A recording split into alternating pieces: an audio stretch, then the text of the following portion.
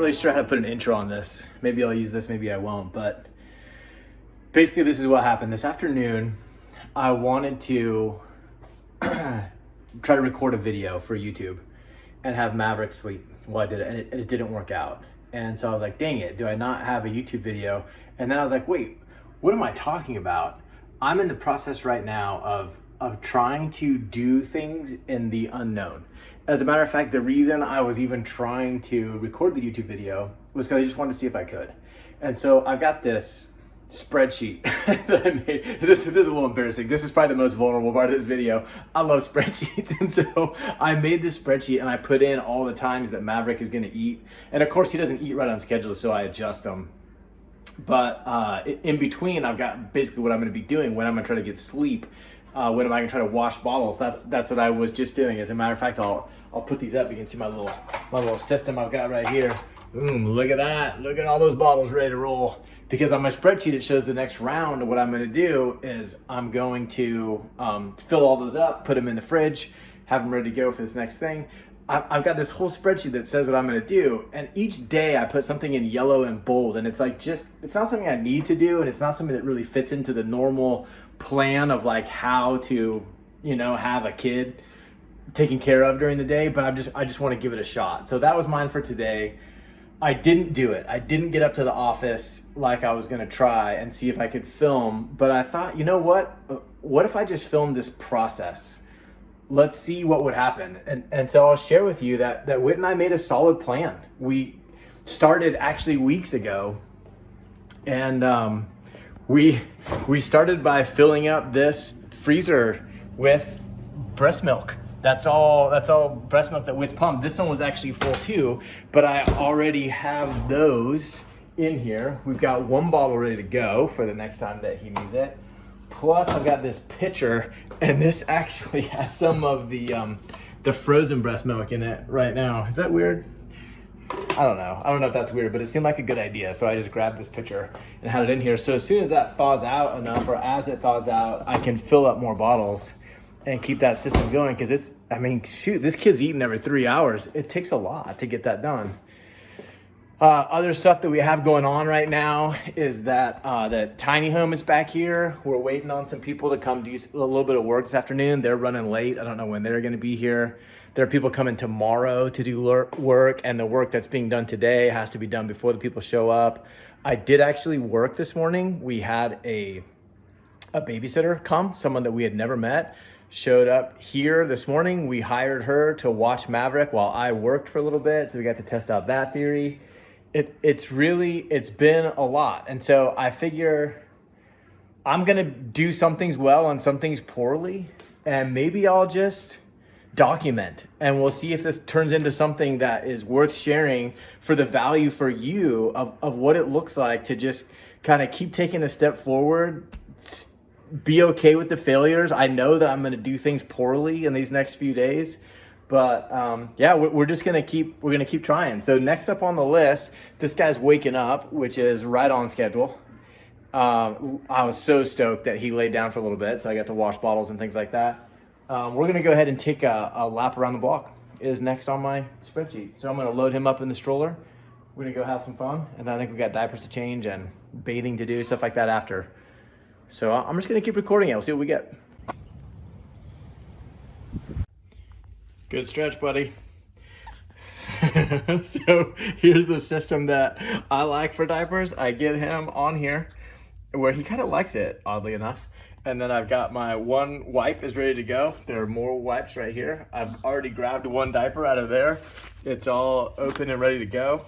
And then the one thing I need is I've got to have some kind of a cloth to cover him up. Otherwise we get what they call open air accidents where he shoots all over the place. So just another example of just sort of having a plan, executing, evaluating, adjusting.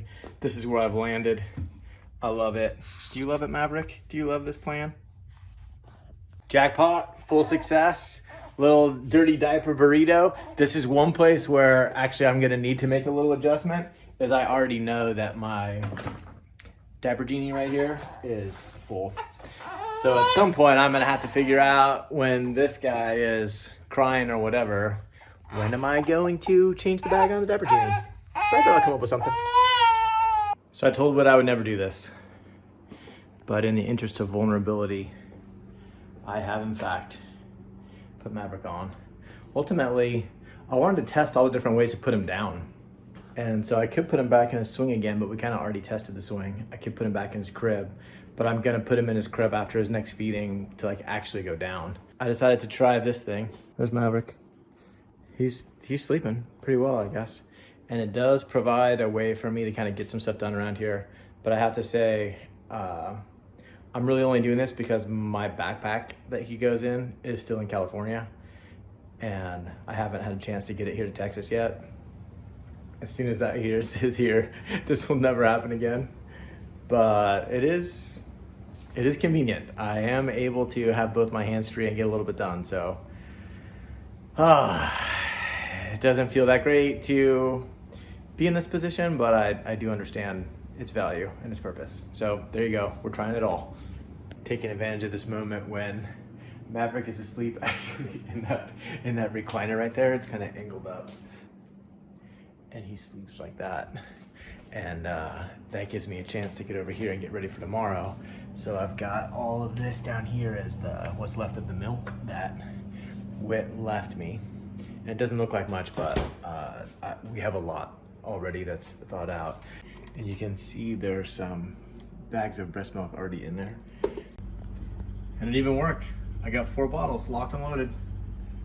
Today's lesson is don't get too caught up in your plans. I made plans for today, and Whit, I went over them with Whit, and she's like, oh, here's my input. Yeah, get some sleep here and there. And so I've been trying to get some sleep with Maverick. He decided, nope, that was not gonna work. He wants to stay awake. And so we are going to go get in the stroller right now and go for a walk by the lake. What do you feel about that, buddy? Is that a good plan? You gonna support that plan this time?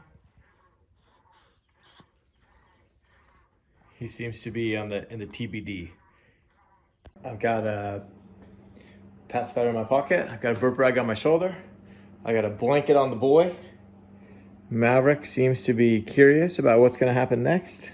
One really smart thing that we did while we got ready for this is we sent the dogs over to their grandparents' house. Respectively, they each have different grandparents. That puts us in a position where this is kind of like the bat cave, just ready to roll. Just pop him in here and we're ready to head out. Whew, I guess I should check in. As you can see, still have the same shirt on. This guy right here, he is not interested in sleeping. And if he's not sleeping, I'm not sleeping. I'm talking, he won't sleep when I hold him. He won't sleep if I put him down. So my next move, my adjustment here is I can feel myself getting a little bit frustrated. And so we're gonna take a break and I'm gonna go put him in the stroller. I'm gonna put on some 80s music and I'm just gonna walk around our block enough times until I feel better.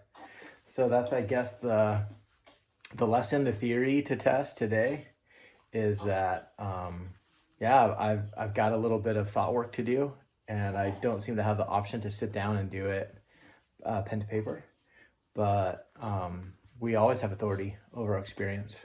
So I'm gonna go take authority. I didn't do great yesterday. I went through a space sort of in the afternoon, evening.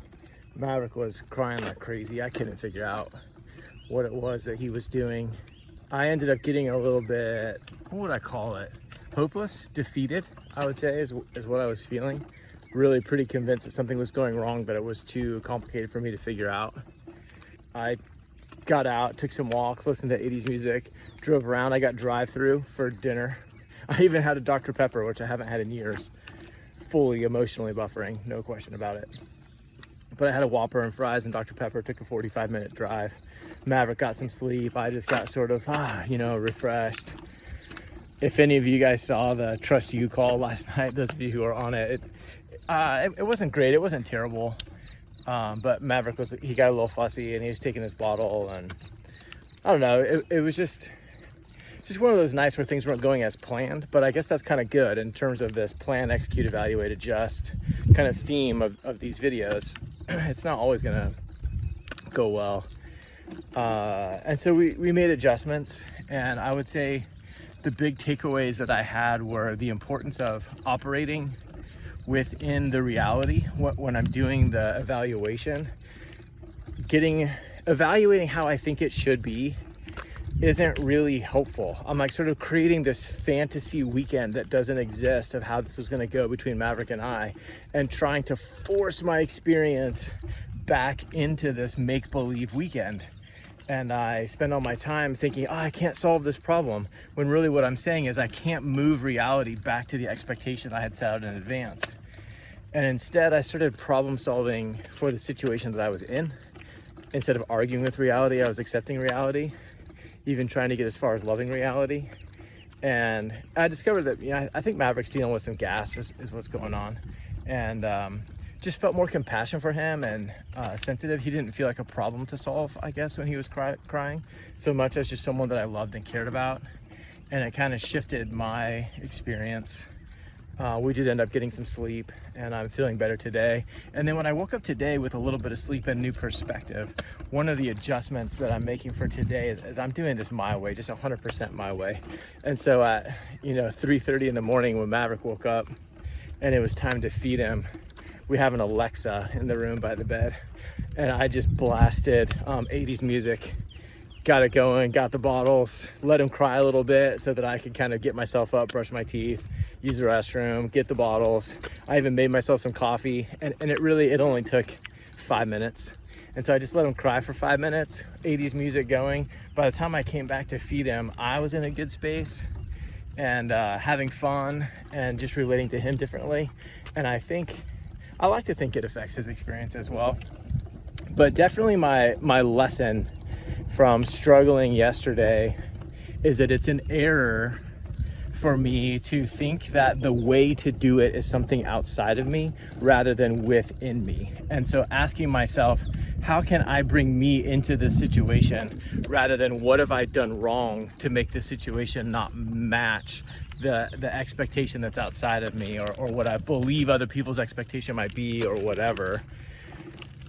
Game changer in terms of finding problems and managing my experience.